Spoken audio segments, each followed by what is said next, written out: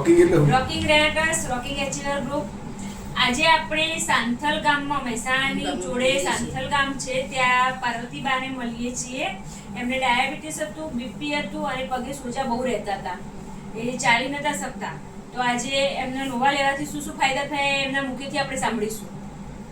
મારા પહેલા પગે બહુ જ સોજા હતા, બહુ જ એટલે બહુ જ. પછી ડાયાબિટીસ વધારે હતી, 201 આવતી. પછી બીપી 180 આવતી, 190 આવતી અને અત્યારે હવે 108 જ થઈ. અને ડાયાબિટીસમાં શું રિઝલ્ટ મળ્યું? ડાયાબિટીસ કેટલી હાલ?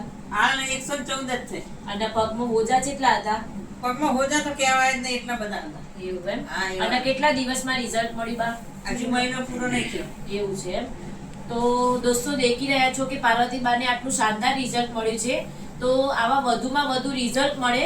અને આ રિઝલ્ટ અમારે અમૃત કાકાએ લીધું છે, જે અમારી ટીમના મેમ્બર છે. તો એમને આવું રિઝલ્ટ, એમને આવા ખાસા બધા રિઝલ્ટ લીધા છે, પણ વિડીયો બનાવવાનો ટાઈમ નથી મળતો.